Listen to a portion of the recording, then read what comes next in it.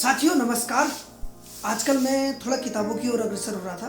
Social media वगैरह में समय जो है व्यर्थ करने से अच्छा है कि अपना किताबों की ओर अग्रसर हो जाए। तो उसकी शुरुआत जो है प्रेमचंद जी के गोदान से की। हालांकि मैं पहले आनंद मठ और निर्मला के बारे में सोच रहा था कि वो पढ़ूंगा, लेकिन मुझे सुझाव दिया गया था कि पहले गोदान पढ़ लें, बाकी चीज़ें पढ़ेंगे भी और कहानियाँ भी पढ़ेंगे। तो गोदान मैंने पढ़ी। पहले दिन मैंने करीब 15-16 पन्ने पढ़े और दूसरे दिन लगभग 50 पन्ने तक पहुंचा। लेकिन कल छुट्टी थी तो कल रात को मैं करीब 10 बजे 10:30 बजे से किताब खोल के बैठा और सुबह 4:30 बजे तक मुझे पता ही नहीं चला। मैं जब कहानी ख़त्म हुई तब छोड़ी मैंने। मतलब इतनी इंटरेस्टिंग कहानी है, इतनी मतलब रोचक कहानी है कि क्या बताऊँ। छोड़ ही नहीं पाया, मुझे पता ही नहीं चला, समय का ही पता नहीं चला। जबकि वैसे कोई किताब पढ़ता तो 10 मिनट में 15 मिनट में नींद आ जाती, लेकिन वाकई बहुत दमदार। तो प्रेमचंद जी ने इसमें जिन चरित्रों के बारे में लिखा गया है, हरिराम, उसकी पत्नी धनिया, उसके बच्चों के बारे में, तो इनसे जुड़ी हुई कहानी है। उनकी गरीबी को दिखाया है, उनकी मजबूरी को, उनके भोलेपन को, और गांव के जो जमींदार लोग हैं उनके द्वारा उन पर जो अत्याचार किया जाता है वो दिखाया गया है। अमीर गरीब का फासला दिखाया है, जाति का फासला दिखाया है, प्रेम दिखाया है, धोखे दिखाए हैं, बहुत कुछ है। कहानी इतनी रोचक है कि एक बार पढ़ना शुरू करे आदमी तो छोड़ नहीं सकता। तो कल ऐसे ही रहा, पढ़ते पढ़ते सुबह 4-4:30 बज गए और आंखों से आंसू आ रहे थे पढ़ते पढ़ते। बहुत ही बेहतरीन किताब। इसके कोई ना कोई पात्र को आप अपने जीवन से जोड़ के देख सकते हैं। आपको लगेगा कि हाँ, ये मेरे लिए ही बनी है। बहुत ज़बरदस्त। होरी की जिंदगी और उसकी पत्नी का जो त्याग दिखाया है इसमें बहुत ही बेहतरीन है। एक गाय से कहानी शुरू होती है। एक गाय लेके आते हैं और होरी जो इसमें मुख्य किरदार है, समझ लीजिए मुख्य एक इसका एक पात्र है। गाय मर जाती है, उसके बाद से पूरी कहानी में अलग अलग चीज़ें आती हैं। कभी उसका बेटा एक लड़की को भगा लाता है, तो बहुत सारी है। उनके गांव से हुक्का पानी बंद होने वाली स्थिति आ जाती है।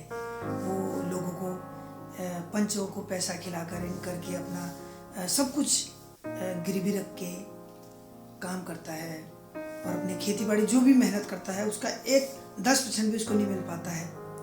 बहुत ही दयनीय स्थिति उसने दिखाई है उसकी। और जो भी उसके साथ बुरा करते हैं, चाहे वो बेटा है, वो बहू वहाँ से लड़की को भगा लाता है और घर में छोड़ के खुद भाग जाता है, तो इनके सिर डाल जाता है वो उसको भी। उसके कारण उसका गांव निकाला, उनमें गांव में हुक्का पानी बंद होने की स्थिति हो जाती है। 1 साल बाद लड़का आता है, अपनी बीवी को लेके चल देता है। यहाँ दोनों होरी और उसकी पत्नी फिर वही स्थिति में आ जाते हैं। जिसका भी मतलब वो लोग जिसके लिए भी अच्छा करते हैं, चाहे उनने होरी और उसकी पत्नी ने अपने भाइयों के लिए अच्छा किया हो, अपने बेटे के लिए किया हो, पड़ोस के लोगों के लिए किया हो, उन सभी ने उनके साथ विश्वासघात किया और लास्ट में उन सबको उसका पश्चाताप हुआ।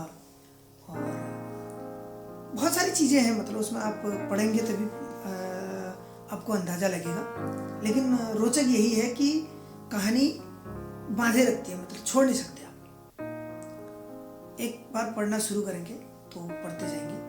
बहुत ही मैं मतलब रात भर पढ़ भी रहा था, रो भी रहा था। बहुत इमोशनल है।